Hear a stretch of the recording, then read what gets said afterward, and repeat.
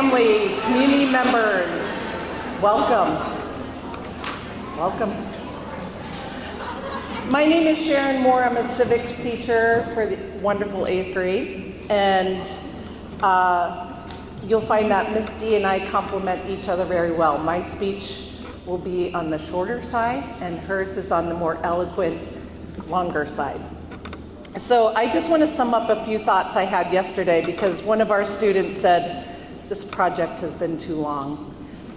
And I must tell you, I can understand what they think after all the months that they put in all this hard work. And to me, what I see is not a project, but life skills. These kids have learned to research, cite sources, interview people, how to write an email, how to conduct a survey, how to make a lesson plan, how to present to others, how to engage elementary students, how to try to make a change and raise awareness of issues that involve our Earth, how to organize their research and their findings, and how to report out to others. They have learned how to work with others. They learned to work with others who they may not see eye to eye with. They have learned civic action skills that they will need in their future. So while they may see this as another project, I see it as basic training for their future selves. We are beyond proud of their work ethic, their tenacity that they have shown throughout this whole school project, and in these final few days of lots of chaos. The CAP allows students to use their voice for change. The main focus of this state project is that it is student-led, and today, when you walk around and you visit their projects and watch their presentations, you will see just that. They chose the topics they wanted, and then they chose how they wanted to present their information as well. So we welcome you. Enjoy the showcase. We are glad you're here, and it means a lot to us and to our students.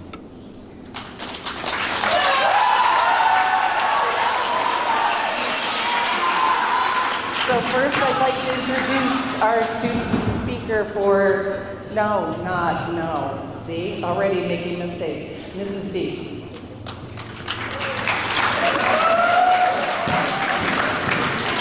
Welcome everybody to our third annual Bourne Middle School Civic Action Student Showcase. I want to first thank you all for coming here today and to support the support that you have given to our students throughout this whole process. This project truly is a community encompassing event, starting with our amazing fellow civics teacher, the extraordinary Mrs. Moore. I couldn't do this without her. We bounce off so well together. Yeah, let's give her a hand.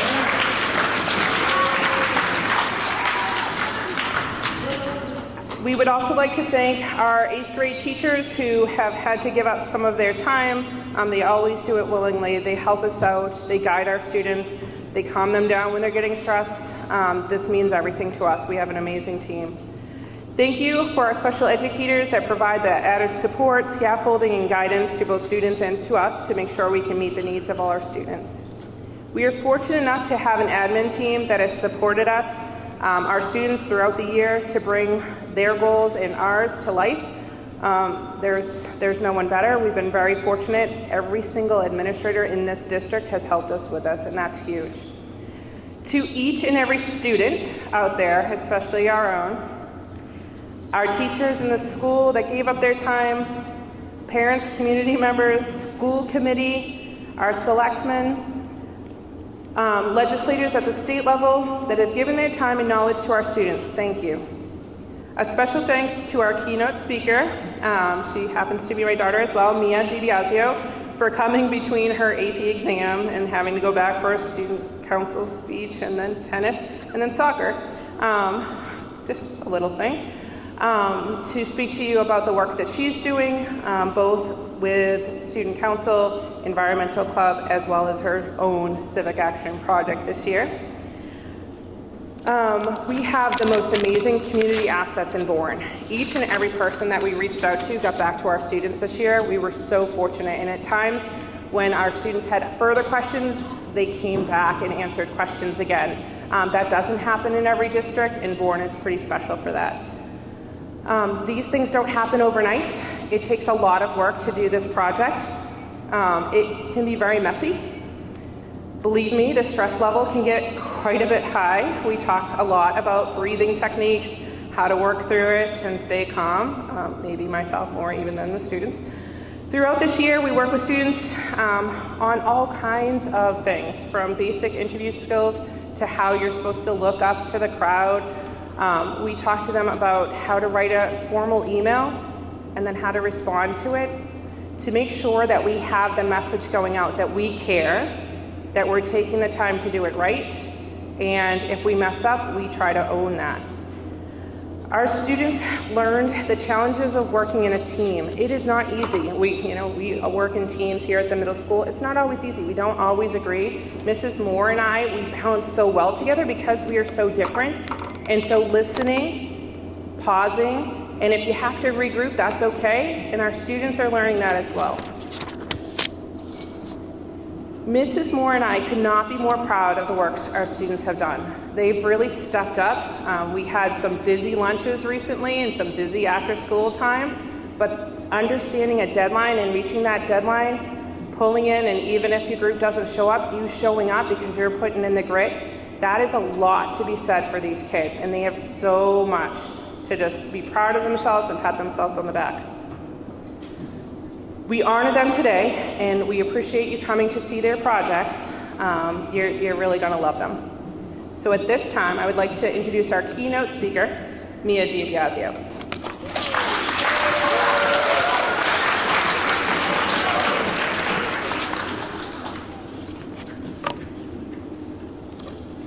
Hello, my name is Mia DiBiasio, and I'm 17 years old and a junior at Plymouth South High School. I'm involved with 8 different extracurricular activities, some of which include Student Council, Environmental Club, and NHS. I have currently 11 consecutive terms of high honors, which means I'm a little neurotic about my grades. I'm taking 4 APs this year, and I just finished my last exam this morning. I've been involved with Student Council since 6th grade, and if you'd asked me then why I do it, I would probably say for college applications.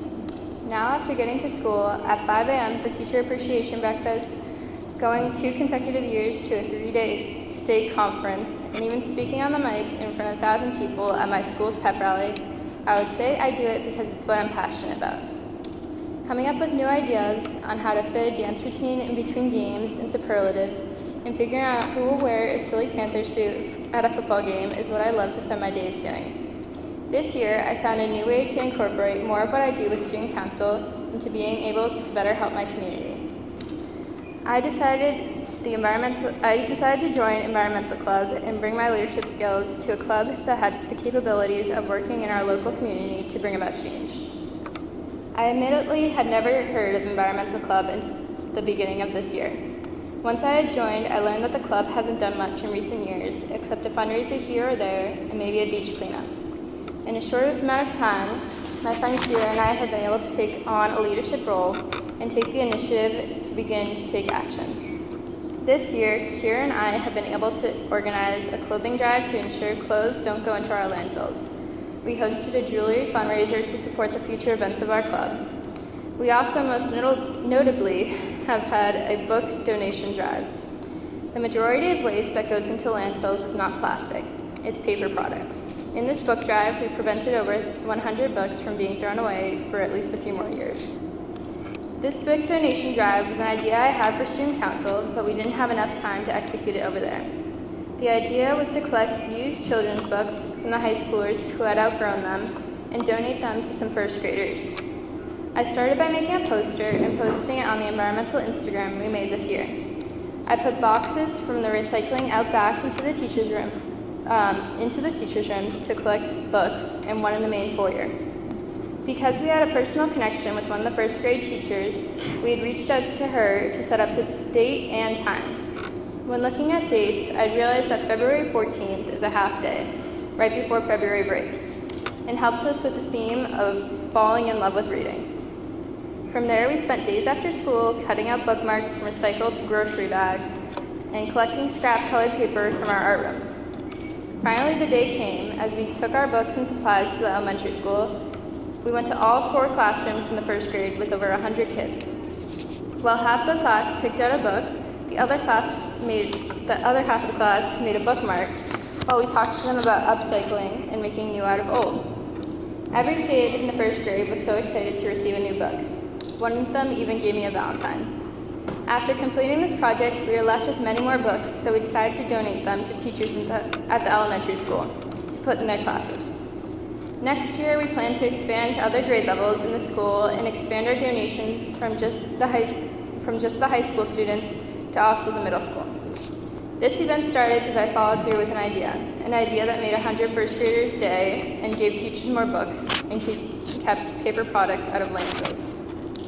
In Plymouth Public Schools, we don't focus on the Civic Action Project and give it as much attention as your teachers, Mrs. DiBiasio and Mrs. Moore do.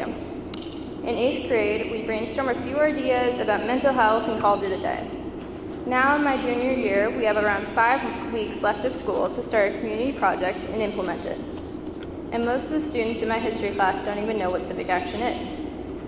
Luckily, I have heard from my mother constantly for the past 3 years about this project, and I have prepared for it. One of your themes this year was waste and cleanup. This will also be my theme.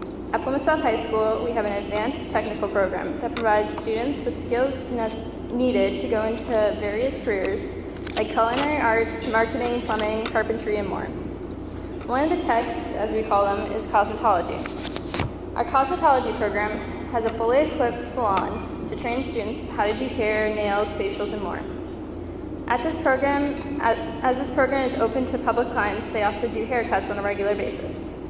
And through my environmental class that I took this year, I learned that in order to clean up oil spills, some companies collect hair and weave it into absorbent mats. From this information, I came up with an idea to implement a program to collect and donate the cut hair from our cosmetology program to an organization called Matter of Trust. With this, I hope to create a program that will continue at PSHS for years after I graduate. To end, I want to share with you something my environmental teacher says. She says, the answer is always education. Sure, she may have been referring to free response questions on the AP exam, but I think this applies well to your futures as pillars of your community.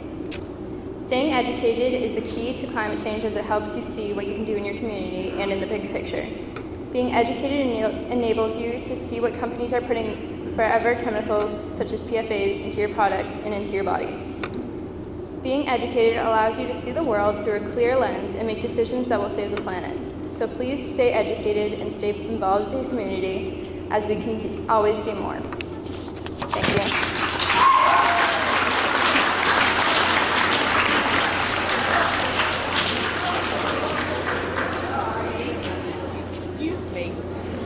Thank you, Mia. I'd like to invite to the podium student representative from Team 1, Paige Doherty.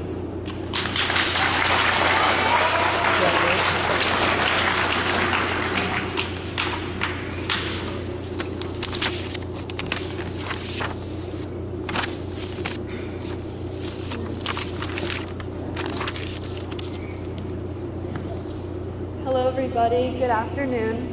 My name is Paige Doherty and I'm an 8th grade student on Team 8-1, here to represent my wonderful teacher, Mrs. Moore. I was fortunate enough to be chosen to speak here today. My essay is called Change. 48 years, 2,502 weeks, 17,520 days since the world changed forever. 1975 was the year global warming became an increasingly prominent issue across the globe. Civics has created an opportunity to give every student a voice. Each student has grown as an individual, becoming stronger mentally and academically. I myself chose the topic of littering. I wanted to bring awareness to show that us humans are the reason our world is slowly dying. This one class started to have a huge impact on my life. This became an excitement in the days I dreaded going to school. 8 months ago, I was a student who assumed I knew how everything worked. That was absolutely incorrect. Looking back, seeing how much I've grown, and I of course am still figuring out how life works, but I was taught multiple valuable lessons that I will forever cherish. I acquired the skill of becoming a more responsible and mature writer. As well as gaining the understanding of how a formal interview functions, I would have never guessed that one project could impact me for a lifetime. August 2023, I was clueless. Breathing in the toxin-filled air, not recognizing that us humans were the cause. Realizing how much we contributed to the dangers on our planet, I want to make known that it is up to our generation to put an end to what we had started. January 2024, a new year had begun. I wandered throughout the halls until I reached room 240. We began to discuss the requirements of our Civics Action Project. The amount of thought, stress, and dedication we had already put into this project, we had finally come to the conclusion that change starts with us. Exchanging thoughts back and forth, we finally chose the role we thought would fit each other best. I was fortunate enough to overtake the role of becoming the team leader. I was chosen to lead my team through obstacles, challenges, and help them grow not only as a person, but also as a student. There were times where we had all struggled and disagreed, but then there were classes filled with hard work, dedication, and laughter. We always motivated each other no matter what to improve ourselves. Building my team to show how much of an impact their importance was, and always trying to stay positive was of course not easy. It has turned me into a better person. Each one of my group members reminded me each day how lucky I was to be working with each and every one of them. We began to step out of our comfort zone to become the best version of ourselves. My group and I established goals for ourselves that we started working towards more and more each day. One of which was emailing our Governor, Maura Healey. We chose this woman because of her importance. She plays a major role in keeping our state of Massachusetts secure. After continuous days of research and patience, we had finally received a response from such an important individual, which proved that our hard work had paid off significantly. This one project we've been working on for months, as well as these achievements, were the things that gave us hope in ourselves and each other. We all failed at times, but we also all succeeded in so many other ways. We lost hope at some points, but the one thing we never lost was each other. We were all young girls making history.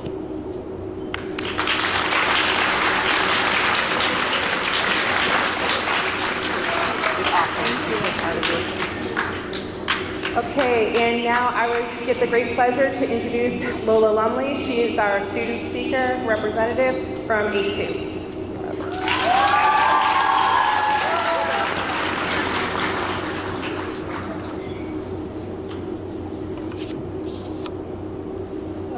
Hello everybody, my name is Lola Lumley and I'm here to represent Team A2 for our Civic Action Project. So for my Civic Action Project, my group chose littering. Although littering may be deemed as an easy topic, we were astounded by how much we really didn't know. Researching the impacts of littering heightened my environmental consciousness, especially after seeing it firsthand at our local canal cleanup. The detrimental effects of littering on our ecosystems, wildlife, and communities were eye-opening and sparked my interest in learning more about this topic. Here on Cape Cod, where we receive almost 4 million tourists during summer alone, our beaches and highways are constantly covered with garbage left behind from different people. While interviewing town workers, we learned most people who litter do it because they assume it will be picked up by people doing community service or more commonly a street sweeper. They rarely consider the long-term effects of these careless acts. It was evident to me that this overlooked act of negligence was a cause of a deeper societal disconnect. I took this knowledge and reflected it upon myself, realizing even the smallest actions, such as improperly disposing of trash, can have far-reaching consequences. This made my group and I more mindful of our consumption patterns and the impact they have on the world around us. More importantly, my work on this project ignited a passion in me to be a voice for change. I now advocate for environmental management and empower the people around me to take ownership of their surroundings. In the end, working on this topic was a transformative experience that shaped my values, actions, and aspirations. I learned that every act of care and responsibility can ripple outward, creating a cleaner, healthier world for the generations to come.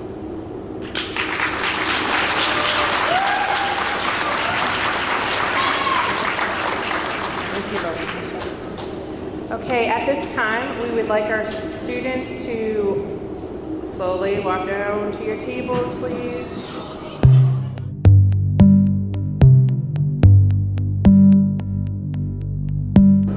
Hi, I'm Sophie and I'm the team leader of the group. Hi, I'm James. Christian Densmore. I'm LA.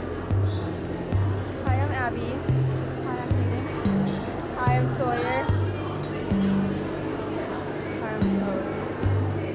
Hi, we chose climate change as our topic because we want to be able to spread awareness to people about the many dangers that climate change carries.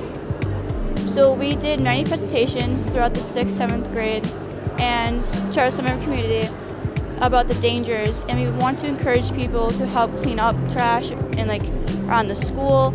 And actually last week we picked up over 100 pieces of trash just during the week. It was a lot, and that was just around the middle school. So we hope that many people can contribute to picking up trash in our community and just make it a better place. Hello, my name is Thea Kaufman and our project is water pollution. The description of this issue is that water pollution occurs when harmful substances contaminate the water. The water quality decreases, rendering it toxic to us and our environment. Harmful substances enter our water through fertilizers, pesticides, litter, and other chemicals. We asked kids at BMS some questions about water pollution. The first question was, name 3 things you would find at the beach or in the ocean. Some answers were cans, metal, paper, water bottles, and trash bags. Another question was, name 5 animals affected by water pollution. Answers were fish, turtles, dolphins, whales, etc. During the survey, a question stated, what do you think causes habitat loss the most? 33.3% of people, which is the majority, said oil spills and littering. Another question asked people to name a natural disaster water pollution can cause. 8 out of 9 people said that they did not know or could not name one, which proves the lack of awareness on the subject. The effects of water pollution. Changes in water quality affect living organisms directly and many times can make water unsuitable for desired uses. It directly affects those who rely on these organisms or uses that are being harmed by the pollution. The issue is in toxins getting into the water and how these chemicals interfere with water health and makeup. The issue occurs in large bodies of water, bodies affected by industrial waste, waste disposal, and chemicals like pesticides or unwanted solvents. Alright, so here are the main root causes of water pollution. There are septic tanks, animal dung, intensive farming, water tables, industrial waste, household waste, wastewater, nuclear waste, oil pollution, and oil spills, and I'll add littering as a bonus. Hi, I did our goal. So our goal for the Civic Action Project is to inform the people about the consequences of littering on beaches. We want to prevent this from happening in the future. Some more of our goal is beach cleanup, spreading awareness, trying to prevent people from littering, informing people about the consequences of littering. And as you can see right here, we have pictures from our beach cleanup that we did. We were spreading awareness and picking up trash. We picked up about 4 bags of trash, and it was a lot. If food loss and waste were its own country, it would be the 3rd largest producer of greenhouse gases after China with 10.7 billion gigatons. Temperature rises and septic tank. Oh wow, yeah. My name's Rebecca Gary and my project is on littering and upcycling. I chose this because I upcycle a lot with a bunch of my crafts and I see a lot of litter a lot of places, so I kind of was like, they kind of go hand in hand, so I just wanted to do them together.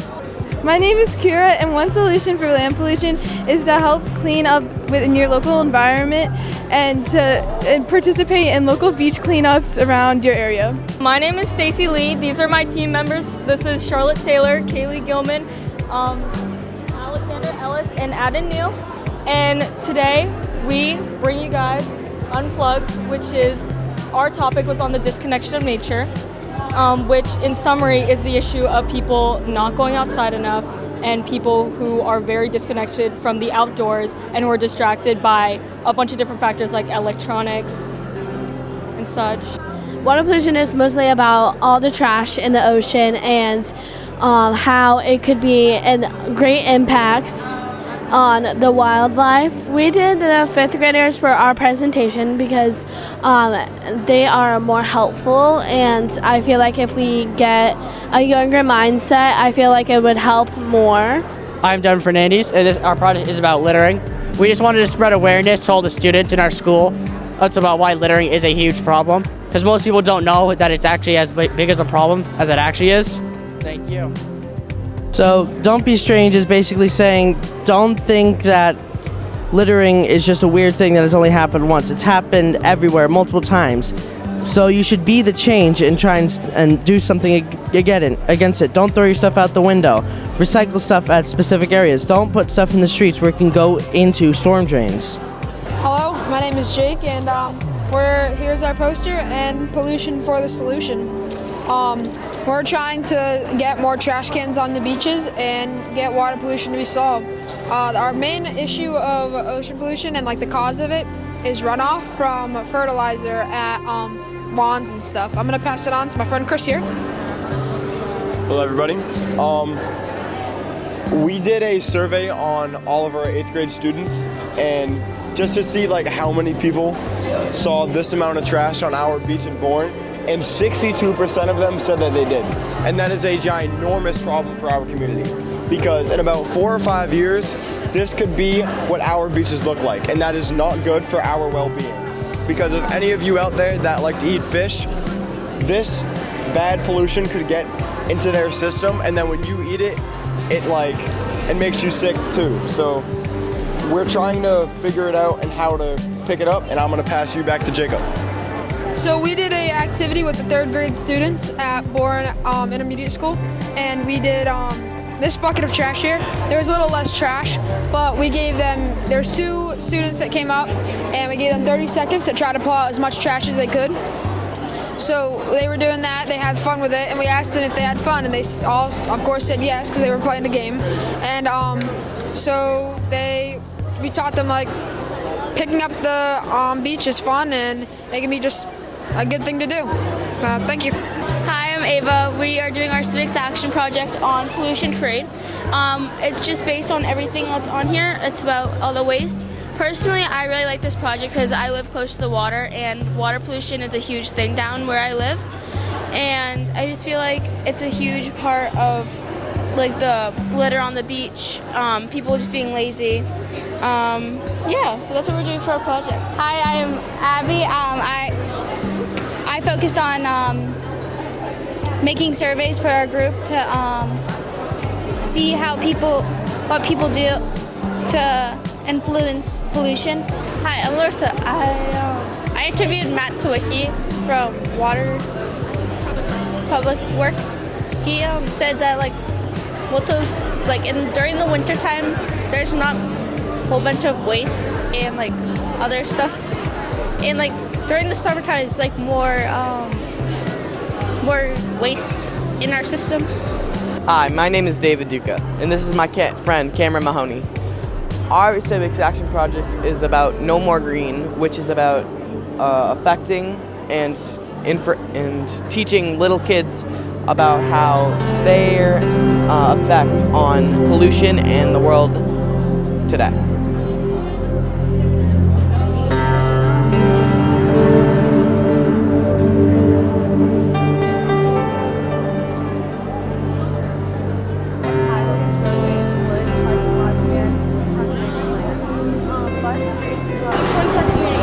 Water pollution in our community is a struggle because we see pollution like litter all around our neighborhoods and beaches where we swim. And according to Matt Sawicki, which was one of our we interviewed, he said that one of the most polluted waterways locally is the Bourne Middle area, which is around here.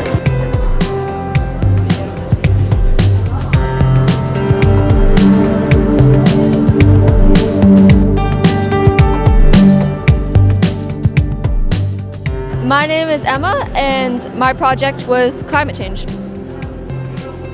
Hi, my name's Lila. I'm from Bourne Middle School, and I did my topic on fast fashion. The reason why I sorry. The reason why I took fast fashion is because I used to buy from Shein and places that use sweatshop, and then I started doing my research about that because I was really interested why they use sweatshops. And I actually learned that people that work in sweatshops, they get abused, they're not allowed food or water, and they get hit by their employees sometimes too.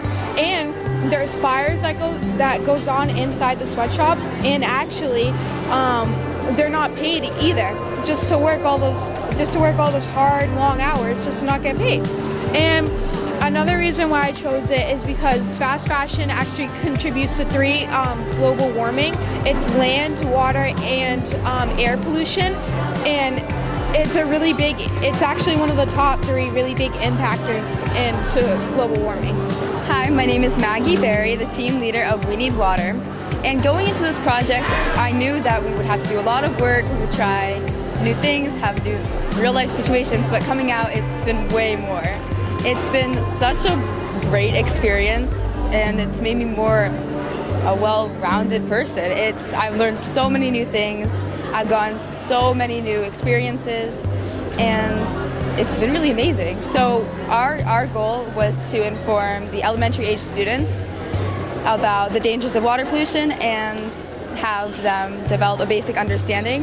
So our team, we split into 2 groups, and we taught 3rd graders and 5th graders, and it was amazing. They understood it very well, and we got them to understand. It was very amazing. Thank you. The reason our group chose water pollution is because living here on Cape Cod, we know that water is all around us, and it's very important to keep our oceans safe and keeping our drinking water safe. And a lot of people, more than a lot of people know, it's very harmful to humans to have water pollution as well as animals. Okay. So what I think we've all learned is like working together as a group and staying productive and like really working together as a team. And there was some frustration, like didn't really know what to do at first. But then once we got started, we knew what we were supposed to do, and we made this project. Hi, I'm Althea Gruel, and this project was very impactful because I feel like I learned a lot about this. Like, I figured out the root causes of what water pollution leads up to, and I figured out that chemicals also get impacted by water pollution, which I never knew that. So when I presented to the 5th graders, I think they learned that too, and it got very it impacted on them because they learned things I didn't know either. Hi, I'm Abby Drew, and this was a very fun project because it helped me look at what's actually going on in the world besides from looking at a phone. And someone who helped us get a whole bunch of information was Caitlin Shea. She's the acting health director at the town of Bourne, and she was very helpful with giving us information about nitrogen and phosphorus and different chemicals that we can use that'll help make the earth better. My name's Kylie Cotton, and we went to present to the 5th grade and 3rd grade classes, and we showed them what we just found out about water pollution and what we've been researching, and we played a lot of games with them and showed them what we learned.